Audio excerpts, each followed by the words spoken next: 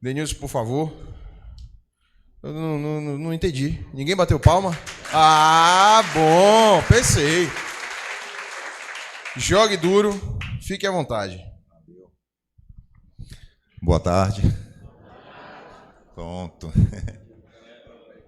Eu vou estar aqui dando continuidade agora ao trabalho de explanação sobre monitoração eletrônica. Tiago falou de monitoração eletrônica, que é, assim como a cadeia tem sua particularidade em termos de fala, na monitoração a gente também tem. Ele falou de monitoração eletrônica, ele falou de algo amplo, da estruturação, de história, de como de forma geral ela é balizada e sustentada. Isso é monitoração. Eu vou falar do sistema de monitoração eletrônica, mas no que tange ao monitoramento. Ou seja, de forma literal são sinônimos, mas dentro da linguagem da tratativa são coisas diferentes, porque monitoramento para nós, particularmente, é o ato de monitorar. Literalmente, essa distinção não existe, é uma coisa nossa, ok? Para deixar claro. Então, o tema em questão que se falaria, eu venho trazer aqui o sistema de monitoração eletrônica e as perspectivas futuras do monitoramento, ou seja, do ato de monitorar. Então, não é possível a gente hoje assim utilizar aqui de data show do sistema, de mostrar a vocês como isso funciona, devido a esse fato que ocorreu, mas, como diz o guarda é safo, imaginem o painel de monitoração aqui na frente de vocês, ok? Aqui está a monitoração eletrônica de pessoas. O sistema de monitoração eletrônica não é apenas um sistema pronto que você executa e está lá na tela a gente observando pontos de monitoração, o sinal de sinalização. Não é apenas isso. O sistema é um conjunto de coisas. A central de monitoração eletrônica tem suas coordenações, coordenação geral, coordenação adjunta, coordenação de análise estatística, coordenação multidisciplinar de apoio jurídico e administrativa. Esse é o conjunto da monitoração eletrônica. Interligados e importante. Além disso, tem o Ministério Público, o Tribunal de Justiça, a Polícia Militar, a Polícia Civil, da Defensoria, dentre outros. Todo esse conjunto faz o sistema de monitoração eletrônica. Não enxerga a monitoração eletrônica apenas como um programa de computador que está observando pessoas monitoradas. Não é isso. O sistema é algo muito mais complexo. Existe uma decisão judicial que é enviada para a Central de Monitoração Eletrônica, da qual cai no setor de apoio jurídico, é feita a avaliação que está dentro das normas, com número de telefone, localização da pessoa, endereços, dados necessários. Esse parte para a coordenação de monitoração, para ser cadastrado num sistema. Aí sim você entra num sistema específico, que é o chamado Sistema de Acompanhamento de Custódia 24 horas, ou apenas SAC 24. Não é segredo, porque vocês podem entrar lá no site da Specicom, que é a empresa que fornece esse sistema. Lá vocês podem acessar, é livre, vocês podem ver o que vocês bem entenderem, até onde eles permitem. O que vocês não verão são os dados das pessoas monitoradas, porque isso tem um sigilo e confidencialidade, ok? Não vão enxergar isso, mas sobre o sistema SAC 24, sobre a Specicom, a empresa como é, como funciona, o que é a tornozeleira eletrônica, vocês vão encontrar isso no site de forma livre e tranquila. Podem ficar à vontade aí para pesquisar, porque não é impedimento nenhum. Então, essa decisão chega ao cadastro, feito o cadastro de forma significativa. Todo o cadastro tem que ser feito de forma, digamos assim, minuciosa, porque todos os dados futuros virarão estatísticas, certo?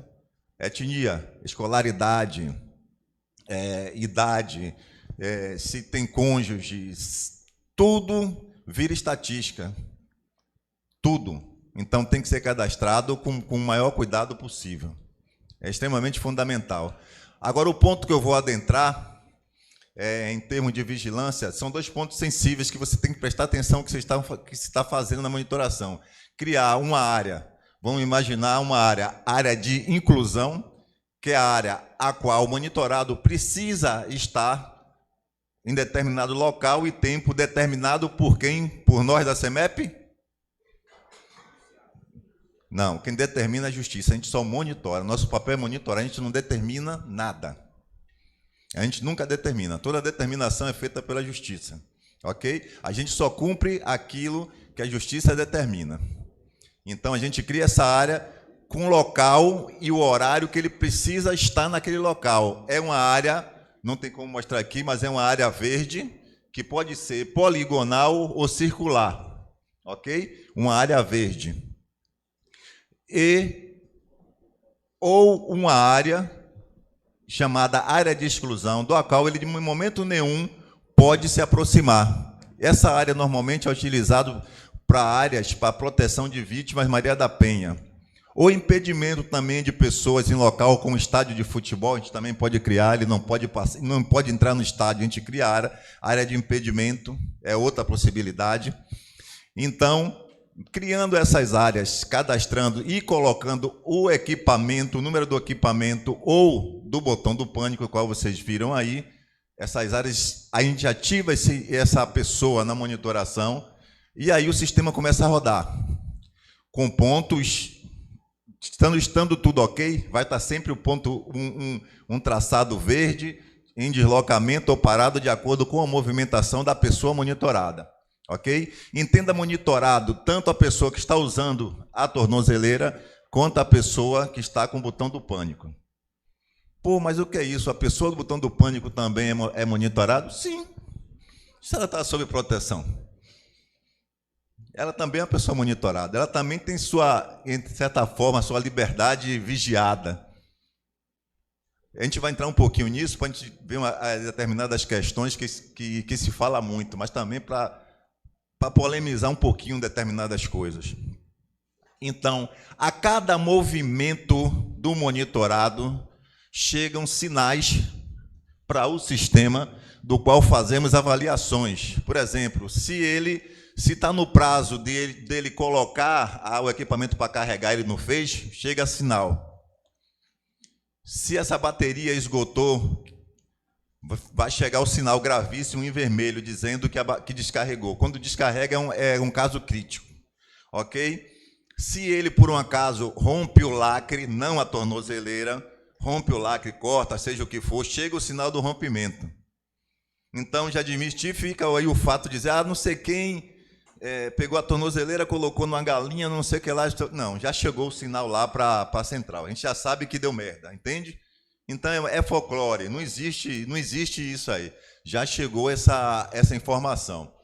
Se ele se aproximou da questão da área da vítima, já chegou o sinal. Ok?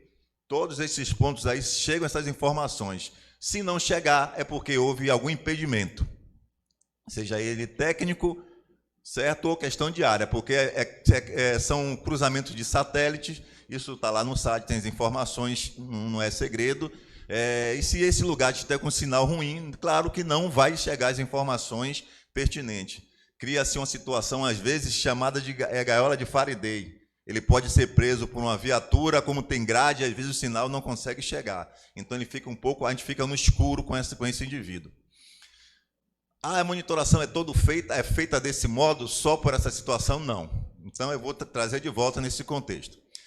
A gente, quando o indivíduo está com uma série de cometimentos de atividades que não são pertinentes à monitoração, ou seja, descumprindo regras, a gente telefona, a gente procura dar atenção devida, a equipe de multidisciplinar entra nas ações, nas necessidades do monitorado, mas quando esse excede, às vezes, em determinadas questões, é necessário também a visita em campo, ok? Então, como aqui não vai dar para mostrar, vocês podem entrar aí no Instagram, CEMEP Bahia, vocês vão ver um vídeo da Operação GPS. Está lá em Feira de Santana, a gente operando em feira, entrando em várias ruas, visitando monitorado, fazendo visita com monitorados que estavam em situações um tanto críticas. Então, isso é uma forma também de monitoração. Em alguns casos, quando a gente chegou em feira, o primeiro ele estava trabalhando na construção civil, ele estava reformando uma casa e era o primeiro modelo de equipamento, era um pouco mais sensível, muito cimento, água, areia, poeira, as informações do equipamento não estavam chegando e ele era uma pessoa que não tinha muita instrução. O advogado dele não acompanhava muito ele, e ele também não acompanhava, ele não tinha instrução de fato, mas a gente chegou, fez os procedimentos, conversou com ele, pediu para ele ir na representação do fórum. Infelizmente, quando ele chegou lá, já tinha um mandado de prisão em aberto para ele, né? A gente viu essa vulnerabilidade, fez um relatório social, a CEMEP tentou intervir em algumas questões, informando o fato, mas não é a gente que decide. Então, a gente não apenas, não é questão de... depois reverteu, mas ele tomou a cadeira e volta, e isso às vezes desestimula uma pessoa que já está na caminhada da ressocialização, e de repente, estou no caminho e volto para a cadeia. Tudo por questão de desinformação.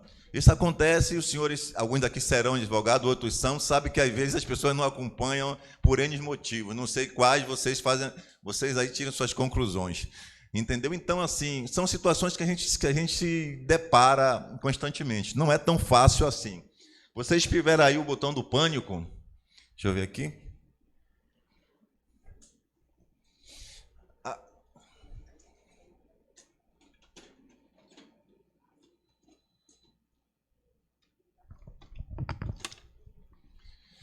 Esse botão, assim como a tornozeleira, da mesma forma que os sinais chegam para a gente, chega para o monitorado, para a pessoa monitorada.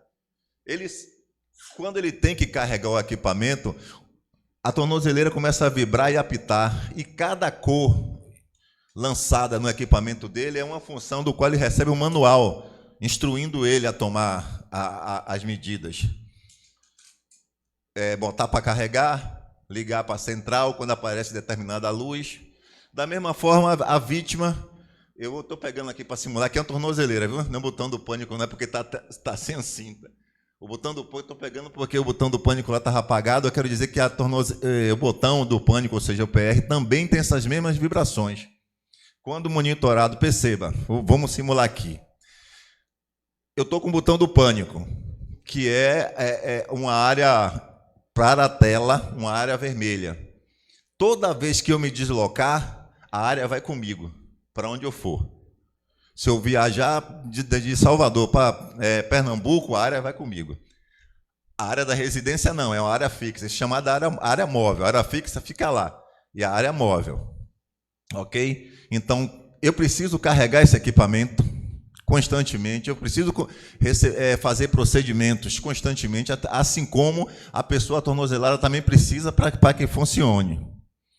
Mas se eu não carrego equipamento, se eu não cumpro normas, se eu não cumpro regra, eu fico vulnerável à violência. Então não adianta estar monitorado. Não é só o policial penal, não é só a CEMEP que tem que cumprir obrigações. É quem se propõe a estar com equipamento para se proteger, e principalmente a pessoa que está com equipamento porque tem que estar devido a estar cumprindo medidas essas colocadas pela justiça. Ok? Então, é um conjunto de coisas, é um conjunto de situações. Nos CAI, eu vou entrar um pouquinho em Maria da Penha, porque é o nosso ponto mais sensível. No caso de Maria da Penha, é muito complexo, porque, em alguns casos, a briga começa hoje, a agressão começa hoje, mas amanhã eu estou voltando para o meu agressor. Aí eu desligo o meu equipamento, eu mudo de casa, desligo o meu equipamento, e a monitoração se encerra, não aviso nada. Eu tento, às vezes, ir no núcleo, falar com o multidisciplinar, dizer, a gente está voltando, não quer mais essas medidas. Fala para a gente, mas a gente não determina.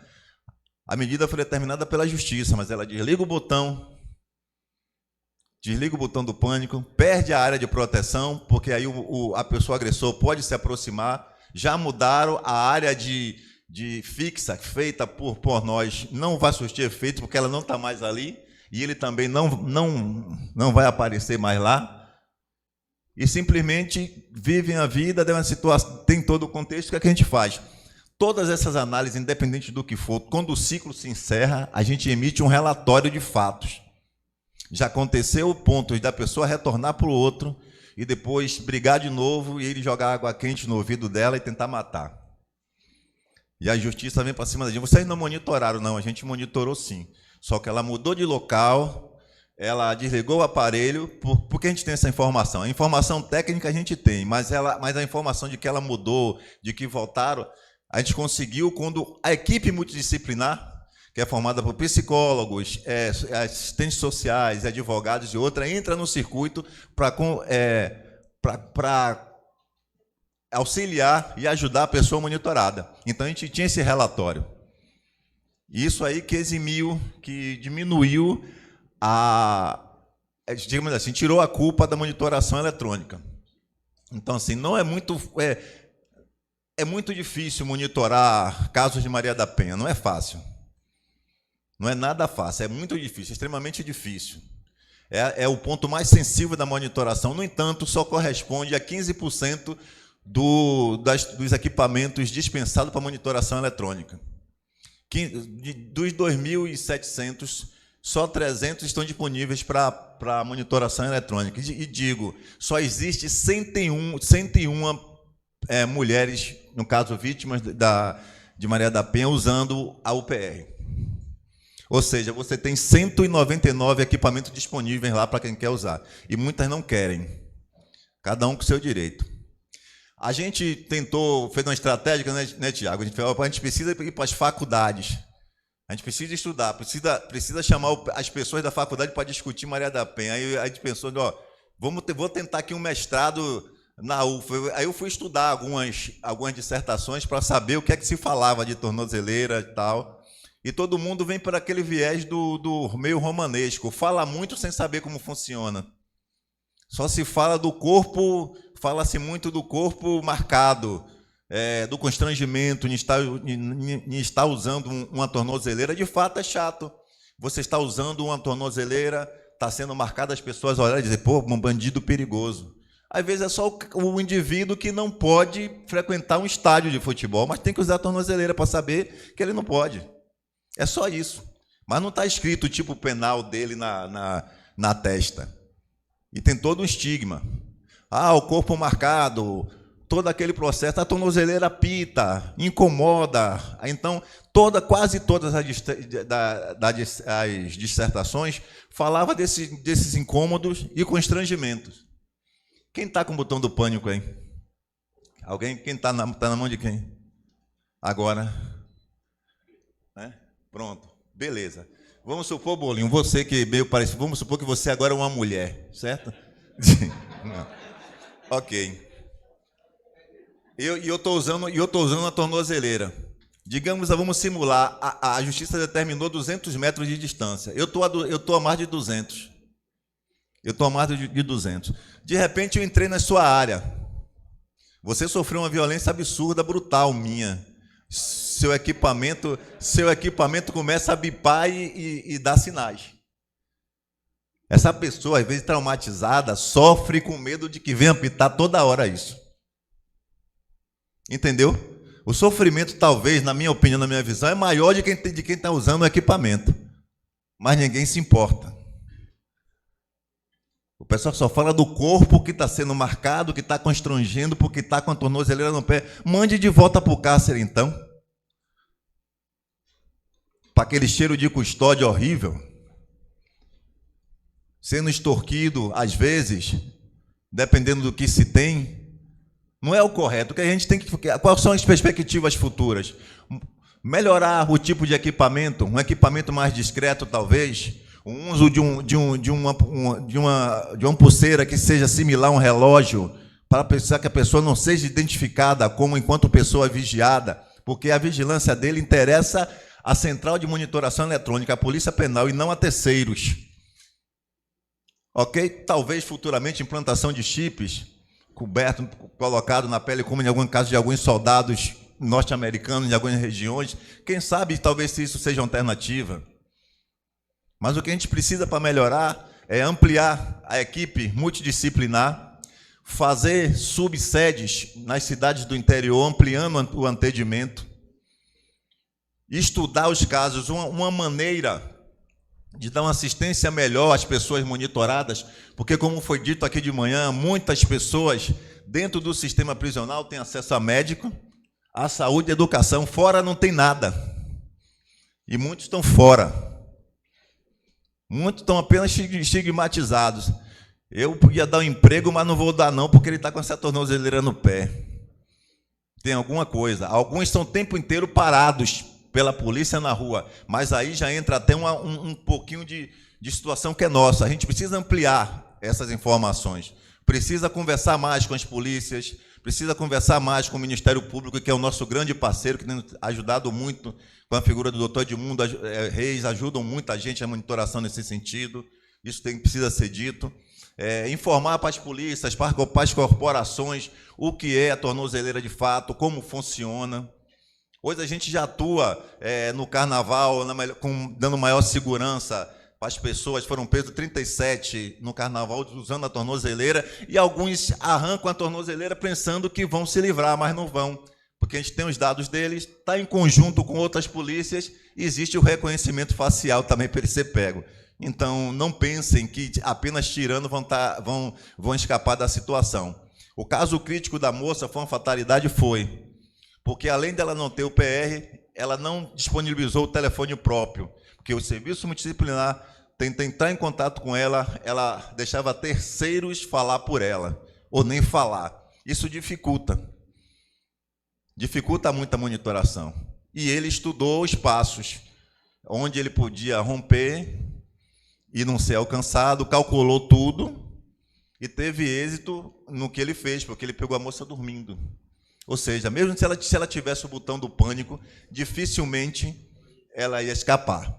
Isso é ruim de dizer, mas mas a monitoração entra aí onde? Nem que ajuda, ele está preso, e rapidinho.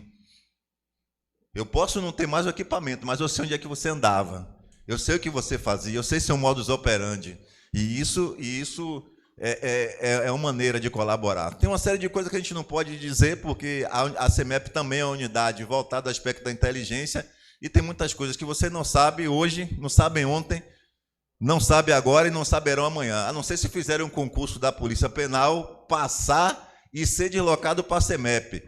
E já de antemão já digo, primeiro, depois de sentir o cheiro da custódia, para depois aparecer por lá. Por quê? É preciso aprender a linguagem da cadeia, porque a pessoa, boa parte desses que passaram pela cadeia, estão lá agora na tornozeleira, vão conversar coisas com vocês, se você não tiver o tombo, você não vai entender. Certo?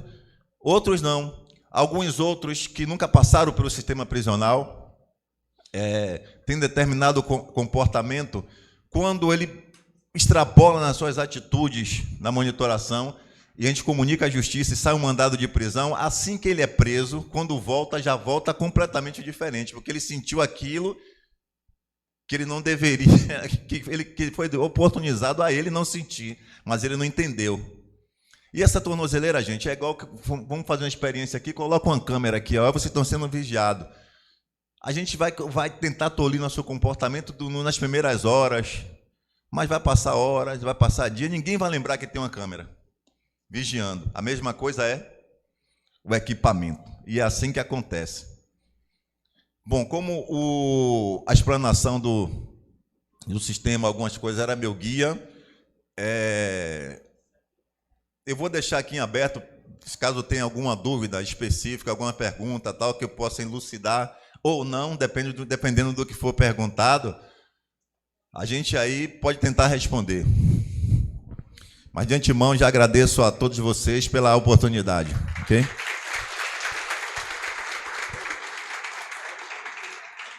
Obrigado, meu irmão, pela sua contribuição, certo? Eu acho que deu para fazer um apanhado legal para a galera. Tamo junto.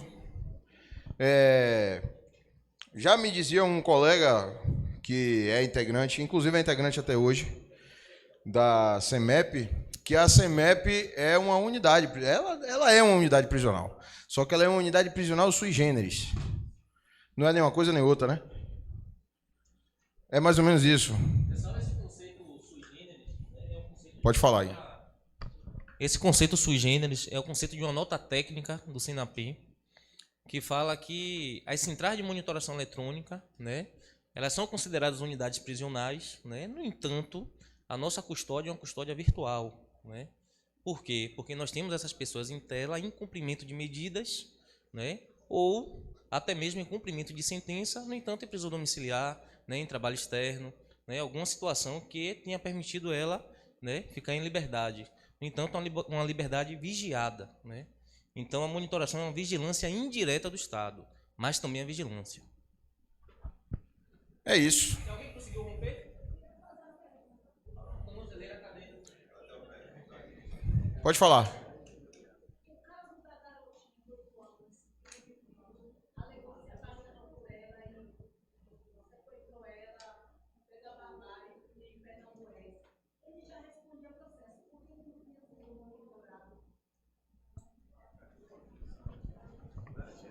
Pessoal, ela fez uma pergunta relacionada a por que essa pessoa não estava monitorada, né?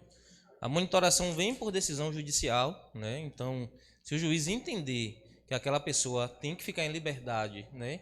Sem essa medida cautelar que é mais gravosa, né? O juiz vai soltar sim a monitoração eletrônica. Como eu disse, ela é uma das medidas cautelares. Isso eu estou considerando, né? Que ele seja uma pessoa que esteja respondendo o processo e não seja sentenciado. Responde em outro estado? Pronto, ela falou que ele responde em outro estado. É até bom para fazer um adendo em relação à monitoração de outro estado. Se essa pessoa tem uma decisão, né, digamos que ele tem uma monitoração de outro estado, que eu não sei, né, esse estado pode solicitar do juízo competente que determine que o estado da Bahia monitore ele. Né. Me parece que não foi o caso. Então, ele não tinha essa medida, né, não foi determinado pelo judiciário. E estamos falando de algo que eu não sei a fundo. Talvez essa pessoa até já tivesse respondido o processo e estivesse livre. Né? Então, obviamente, não cabe, né, nenhum cumprimento de nenhuma medida. Então, só adentrando mais, né, no caso, para poder saber se caberia ou não a monitoração. Quem? Você, pode falar. Ele citou a questão que a vítima dificulta, né, o trabalho de monitoramento. Algumas. Nesse caso, que ela passa a dificultar mesmo querendo estar com o botão de pânico, como que é tratada? Como que é feita? Ela consegue se avançar judicialmente? Como dificultar esse processo? Primeiro que a ela é dado a faculdade de usar o botão do pânico ou não. Né? Se ela desliga, em vez, a gente tenta contato, em vez, alguns têm vergonha de dizer que votou pro agressor, então às vezes pega o botão, joga fora ou desliga, não devolve. A gente faz um relatório, tudo, o final de tudo é sempre um relatório informando que a vítima desligou o botão do pânico, não mantém mais contato com a central. Em alguns casos a gente sugere o ressarcimento do erário público, que não, só sugestão, porque a gente não determina. Ok? Então todo o procedimento também, diga.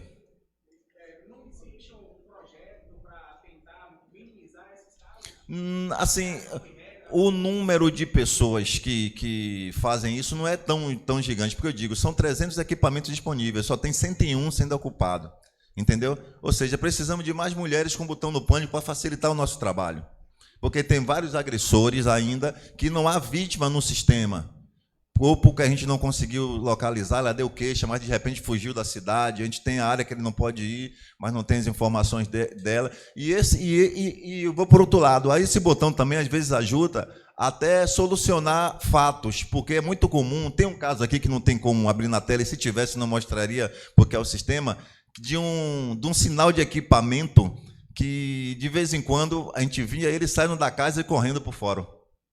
Um sinal correndo e o sinal da vítima atrás. Ela ia para a porta dele perturbar e ele saía correndo e ligava pedindo socorro. Se a vítima... Deixa eu falar aqui. É interessante ele falar isso aqui porque foi a pergunta de Wallace aqui, tá? Se a vítima que estiver com o botão do pânico se deslocar até a pessoa que está sendo monitorada, como é que se resolve isso? Pessoal, a gente observa quem está se aproximando de quem chegou primeiro no local, o sistema dá tudo isso, a que distância o agressor está da vítima, tudo isso é possível ser medido. Tinha uma também, eu estou falando dos casos, não estou dizendo que todas fazem isso, não é o caso. A gente tem que entender que muitos agressores são sim homens violentos, são sim sociopatas, mas existem casos também do contrário. São bem poucos, mas vou citar do contrário. Tem umas que o agressor ele era motorista de ônibus, todo dia ela ia para a estação da Lapa e ligava dizendo que ele estava atrás dela. Quando você olha na ficha, vai olhar o documento cadastrado, é o trabalho dele, é ela que vai lá. O que é que você faz? Manda um relatório dizendo que ela está indo atrás do agressor e o juízo que tome providência. Agora, quanto às determinações, existem casos que o judiciário às vezes não observa. Alguém tentou romper aí a tornozeleira, viu que é difícil. Mas mais difícil ainda é você colocar essa tornozeleira em amputado. Já chegou essa determinação para a gente. Vocês estão entendendo como é que a coisa funciona? Em amputado. Chega de vez em quando de pessoas em situação de rua. Pessoas que estão com sua faculdade mentais também, digamos assim, comprometida. Como é que essas pessoas vão cumprir normas? Ou seja, as pessoas precisam de serem mais assistidas pelo Estado. Precisam ser mais assistidas por nós. A gente tem que filtrar isso. Ah, é falha. Não interessa de quem é falha. A questão aí chegou a nós, a gente vai procurar os caminhos para tentar ajudar essa pessoa. A quem quer ser ajudado. Do mesmo jeito que a gente tem nossas operações, tem nossas atividades conjuntas contra as polícias, quando a gente tem que ser enérgico, a gente também vai ser. É simples assim.